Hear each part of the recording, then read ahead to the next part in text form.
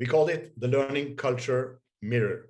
So you can actually study your own organization through this mirror and see where you have your strong parts in your organization.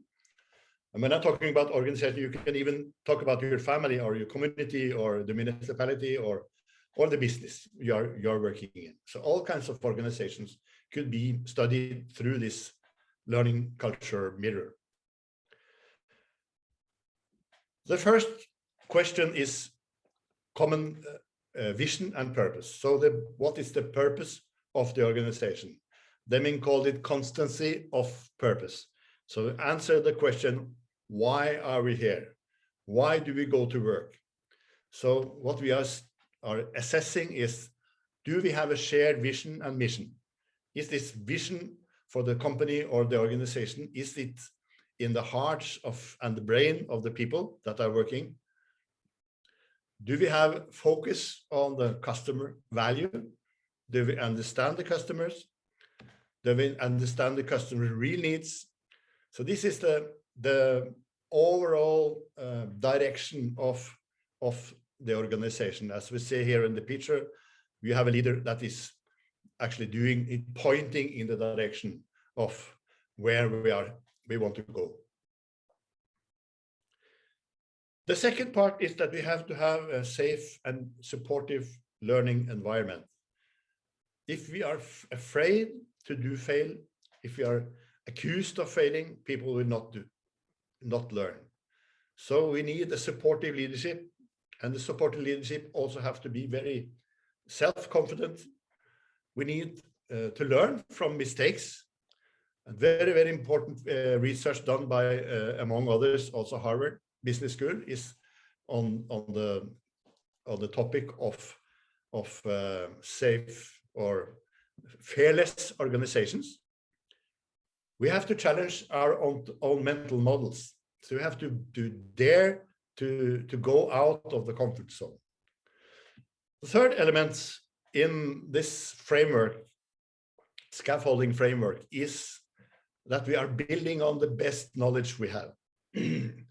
I'm sorry, I'll just take a slurp of water.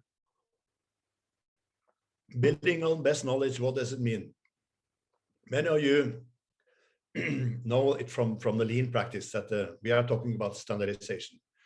And standardization is not about just to make it documenting standard operation procedure.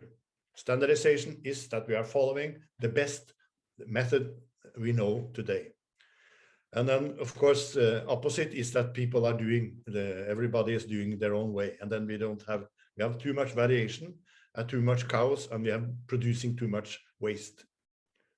And then the standardization has to be visual and practical. So when talk about that you are making a visual factory or a visual office, that you can see what is the good work, how do we go from here to there, and so forth. So they could be digital standards, they could be visual standards, and very often we use type of Obeya rooms that is going to visualize the different standards. And then, of course, we need to have the knowledge behind the standards. If you have a new employee coming in, so you have to do this and that, and then he or she really need to know the knowledge background from that standard. So that is the third element of the learning organization culture.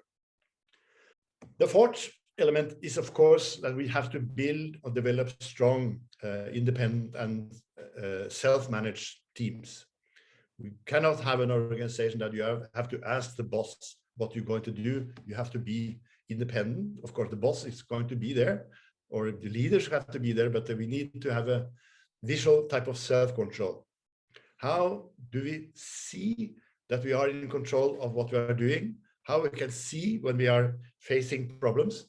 This is very, very important part of, many of you know, in the good lean practice is to visualize through visualization.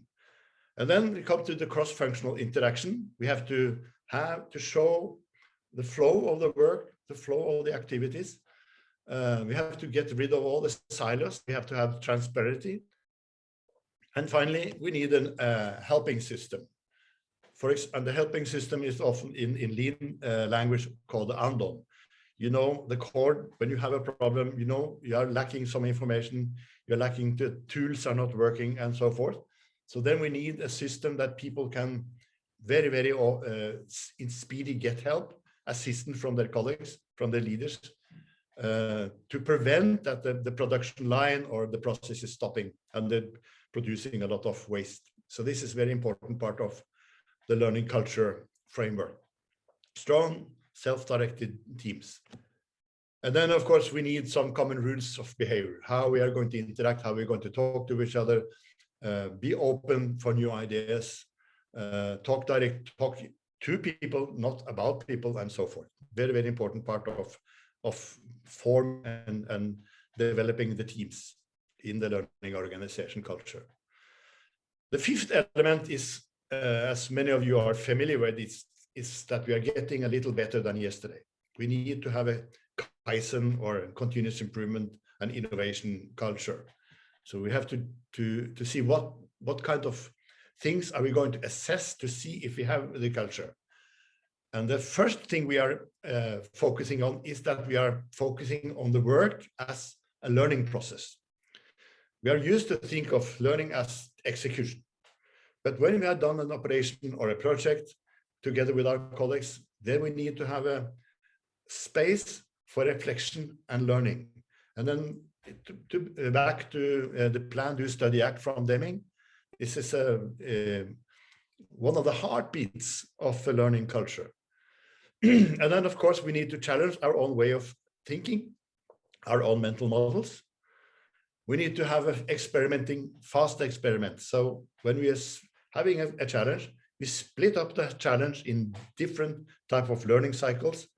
Some of you are also familiar with the kata. It's a structural way of training in sports, but it could also be a structural way of training problem solving.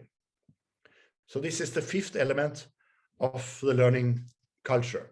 And finally, we get into the sixth element, which is shared learning. We have to convert what we know, what we learn, to collective knowledge. And then we have to visualize and share it. We could use board, we could use through internet. We have many, many ways of visualization and sharing of learning. Then we have to have a forum. I was recently in the municipality in Norway, and they say, well, we need a forum that every Friday, for example, that we are talking about what we have learned during the week. We invite external people to come. We go on the internet to listen to webinars like Walid Masen is having, and so forth. So this is an important part of the learning culture. Good forum for learning. And then we have to invite people from the outside. Are we doing the right? What could we learn from experts, from professors, from other companies? And it's very, very important part of if you are inviting people in from the outside in, or you are going out to look. Now it has been very difficult because of the COVID-19, but we have learned now that we can visit, we could do virtual Gemba walks and learning walks from all companies all over the world. Very, very easy to do it, and it's very, very efficient, learning from outside. And finally, we need to convert what we have learned into skills. And the only way to do that is to practice. So we need a culture of training and experimenting. And it is not only going to a school or a course, but it could be training very much. Mostly the training should be connected to what you are doing every day. So this is what we have called LC mirror, and it is a lens to see. It gives people a shared mental models. What is the significant characteristics of a strong learning culture? And then they can see themselves in the mirror. It's a framework to think, and it's of course also a tool to act, to put up.